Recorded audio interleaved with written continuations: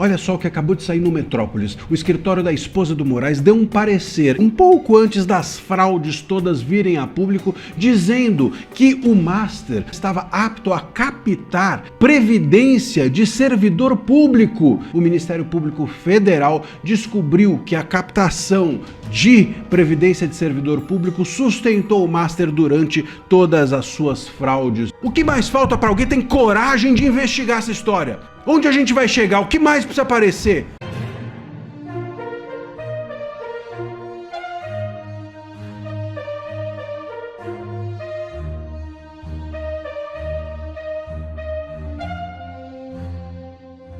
PF conclui primeiro inquérito do escândalo do INSS e indicia 48 investigados. É isso mesmo. A Polícia Federal concluiu o primeiro inquérito da Operação Sem Desconto e indiciou 48 pessoas por suspeita de participação em um esquema de descontos indevidos aplicados sobre aposentadorias e outros benefícios pagos pelo INSS. Entre os indiciados estão o ex-presidente da autarquia, Alessandro Antônio Stefanuto, o ex-procurador-geral do INSS, Virgílio Antônio Ribeiro Filho, o empresário Antônio Carlos Camilo Antunes, conhecido como Careca do INSS, além de outros 45 investigados. Master consultou o escritório da família Moraes sobre operação com fundos de previdência. É isso mesmo. No período que já enfrentava crise de credibilidade no mercado, o Banco Master recorreu ao escritório de advocacia Barcy de Moraes, da família do ministro do Supremo Tribunal Federal, Alexandre de Moraes, para consulta sobre os riscos envolvendo a captação de dinheiro por meio de regimes próprios de previdência social, os fundos previdenciários de servidores de estados e prefeituras. Um parecer assinado em julho de 2024 por 3 advogadas da banca da família Moraes, entre elas uma filha e uma cunhada do ministro, afirmava que o banco de Daniel Vocaro estava apto para captar recursos, mas alertava para os riscos de corrupção e conflito de interesse nas operações. O documento foi obtido com exclusividade pelo Metrópole. Nos últimos meses, a Polícia Federal deflagrou ao menos 4 grandes operações mirando aplicações suspeitas de RPPS em letras financeiras e fundos de investimento do Banco Master.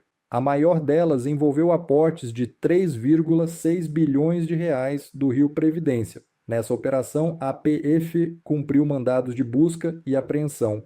Olha só o que acabou de sair no Metrópolis. O escritório da esposa do Moraes deu um parecer em julho, um pouco antes das fraudes todas virem a público, dizendo que o Master, no parecer dizia que o Master estava apto a captar previdência de servidor público. Meses depois, o Ministério Público Federal descobriu que a captação de previdência de servidor público sustentou o Master durante todas as suas fraudes. Foi um dos elementos que fez o Master não cair antes do que deveria ter caído. Vamos contar essa história agora para vocês. Segundo o Metrópolis, 3 advogadas do escritório da família do Moraes, mas 3 advogadas, claro, da família. Óbvio, uma delas era a filha, outra delas era a cunhada do ministro. Eles assinaram em julho um parecer dizendo que, por ser classe S3 no Banco Central, o Master estava apto a captar previdência dos servidores. Meu Deus! E aqui está a gravidade. Justamente foi a captação,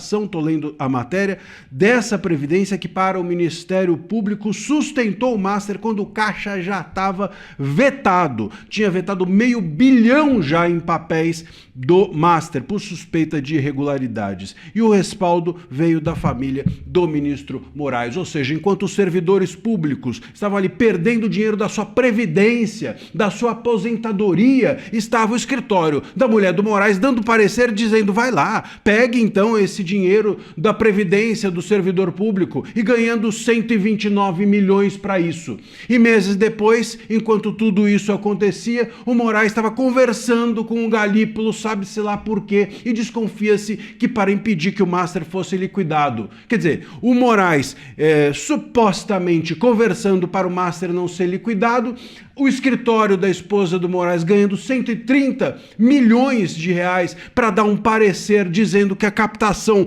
da previdência de servidores era uma boa, era legal, era adequado, e enquanto isso o servidor perdendo seu dinheiro, enquanto isso as fraudes acontecendo e nenhuma investigação, e ninguém investiga nada, e a OAB não fala nada sobre esse escritório, e o PGR Gonê não fala nada sobre a suposta ou eventual participação do Moraes nessa história, e ninguém faz nada, só a imprensa é que nesse caso tem agido, só a imprensa é que tem revelado esse escândalo, e parte da imprensa, hein? E parte da imprensa, o resto tá na operação abafa, inclusive uma boa parte da mídia e da imprensa. E sabe qual é a grande ironia disso? É que o próprio parecer da família do Moraes alertava, olha só, alertava o Vorcaro para o risco de corrupção nessas operações. Você acredita nisso? Não que o escritório seja parte do esquema, não é isso que eu estou dizendo, mas eles enxergaram um perigo, puseram no papel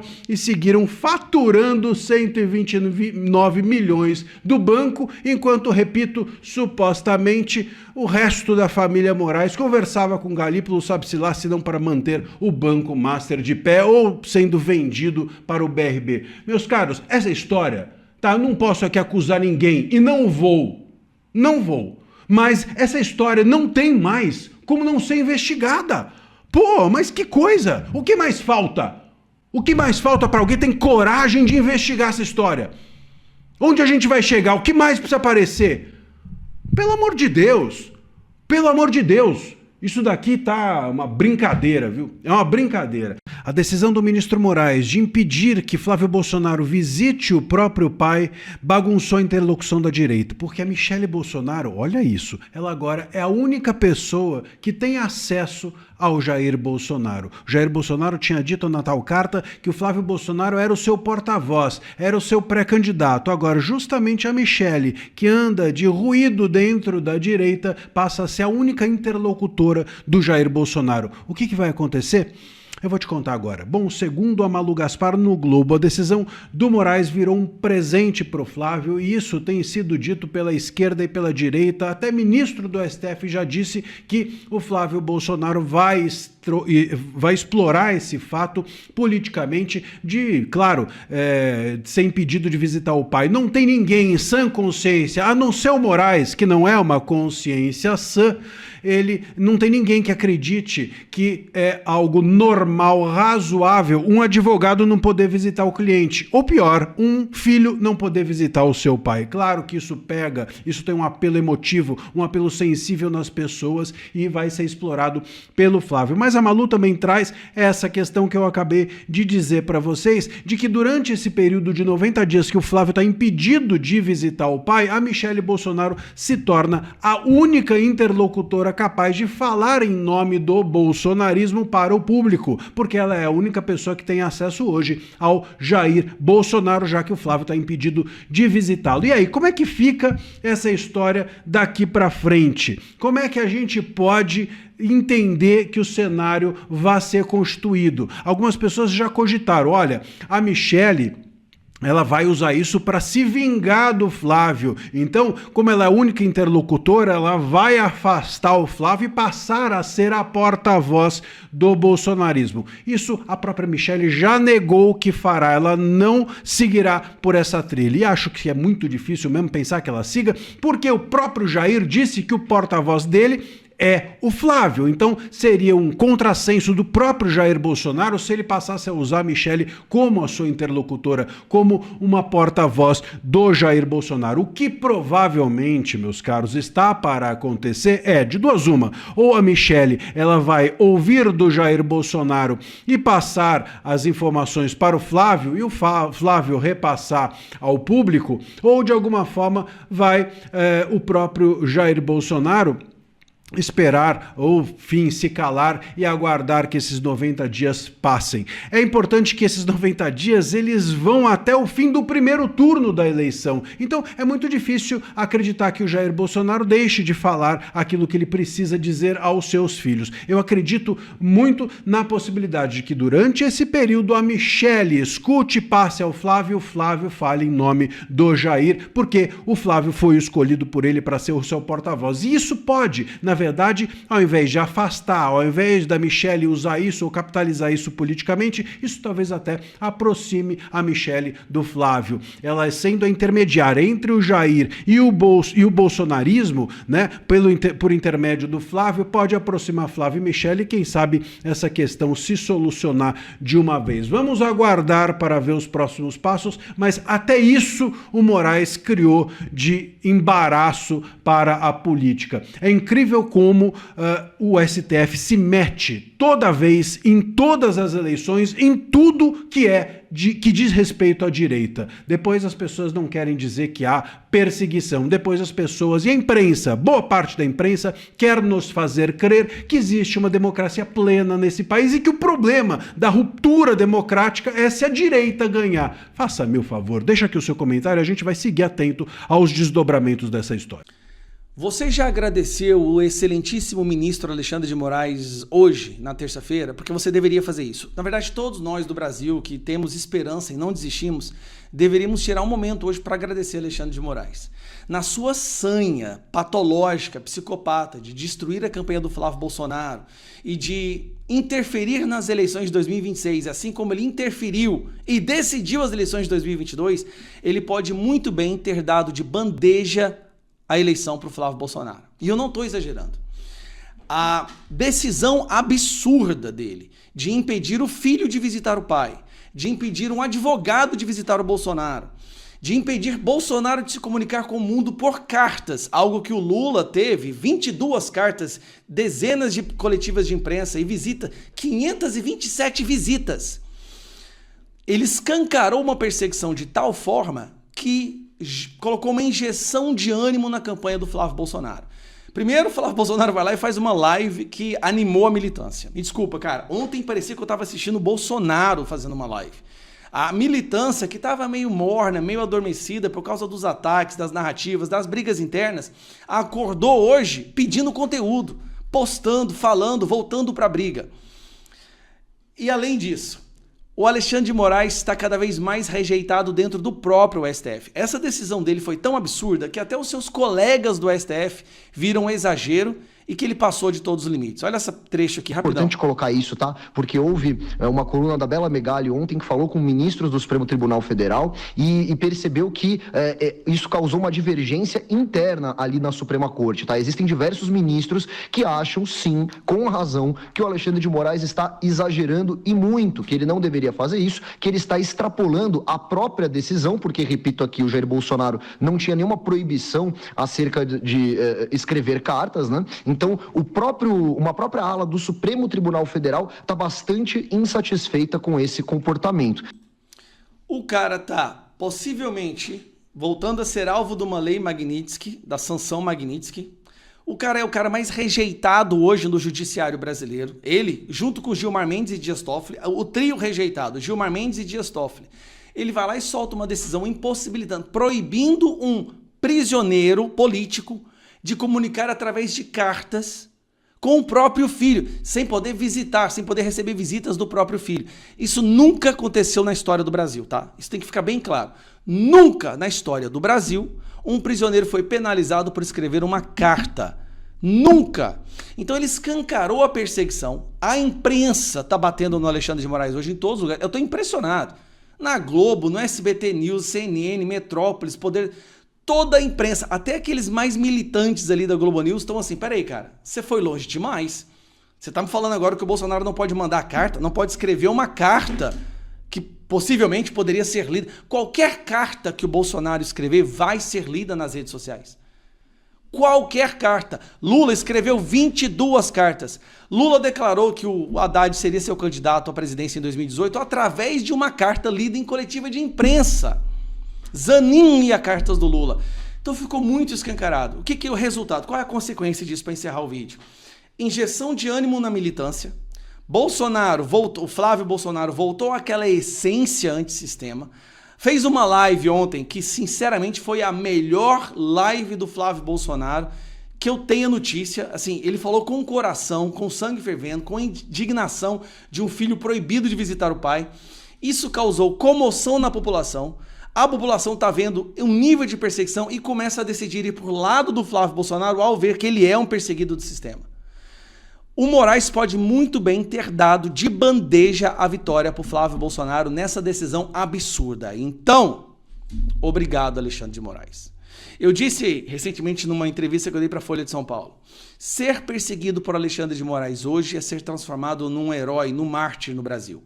Muitas pessoas hoje vão ser eleitas federais ou até senadores porque foram perseguidas e foram atacadas pelo Alexandre de Moraes. As ações do Alexandre de Moraes está criando o exército que vai tirá-lo do STF. E hoje, ontem na verdade, ele fez a sua pior decisão na história. E olha que nós estamos falando de um leque de opções que é um pior que o outro. É uma aberração pior que a outra.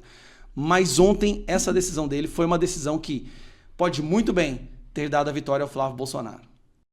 A esquerda quer, por tudo, aprovar um projeto de lei que vai acabar com a vida das mulheres. E, curiosamente, esse projeto de lei da Tabata Amaral chama Projeto de Lei da Misoginia. Para combater a misoginia. Eu já fiz um vídeo sobre isso, eu fiz vários vídeos, mas só para lembrar, se esse PL for aprovado, ninguém vai contratar mulheres mais nas empresas. Ninguém vai chamar mulheres para fazer reuniões, para tomar decisões alguma. Porque qualquer contradição, qualquer argumento, qualquer conversa mais acalentada com uma mulher, ela pode te denunciar por misoginia e você vai preso. Esse projeto vai acabar com as mulheres no mercado de trabalho. E ele vem com o verniz de proteger as mulheres. Pois bem, como vocês sabem, nós temos uma primeira-dama que bateu o recorde de viagens internacionais e recorde de gasto em viagem internacional. A situação chegou a tal ponto que o governo teve que colocar sigilo nos gastos da Janja, ela mesma. A Janja, a gente não sabe e a gente não pode saber o que a Janja, sem ocupar cargo nenhum no governo, gastou com as suas viagens internacionais, onde ela foi envergonhar o Brasil. Só que aí a situação escalona um pouquinho mais. De acordo com o PL da misoginia, se você questionar o gasto da Janja, você vai preso. Você pode ser preso por 5 anos. Tá achando que é brincadeira? Veja aqui uma participação da Janja na UOL, com a Daniela Lima, a nossa querida Daniela Lima, é claro, né? Veja o que a Janja fala. Realmente não me atinge. Eu já fui muito atacada. E essa questão que você falou da gastadeira é exemplo da misoginia pura que hoje, né, surfa nas redes sociais. Mas até para responder ao... Peraí. Questionar ou falar que a Janja está gastando o dinheiro público demais, você é misógino. Então, que você falou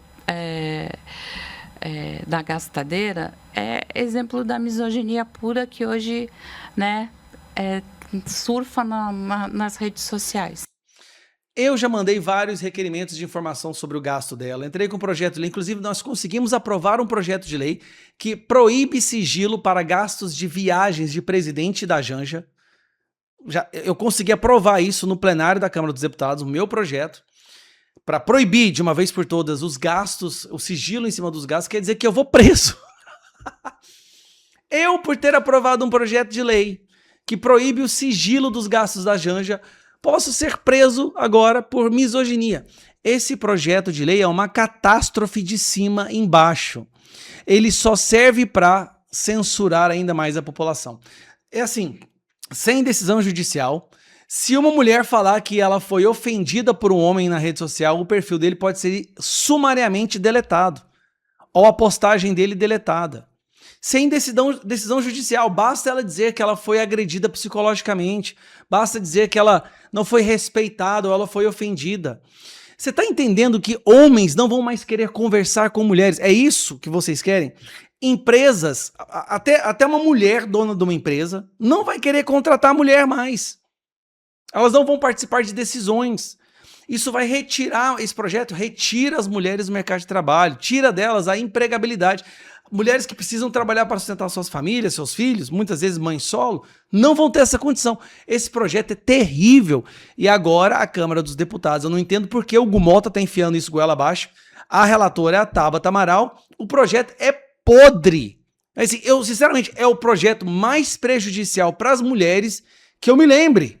E olha que a esquerda apresenta muita porcaria, mas esse é um dos mais prejudiciais. Eu não consigo entender essa sanha de censura. E é sempre usando uma narrativa bonita, né? É para proteger as crianças, é para proteger os idosos, é para proteger os indígenas, agora para proteger as mulheres, que na verdade o resultado é o oposto. Isso que me preocupa, o resultado vai ser o oposto.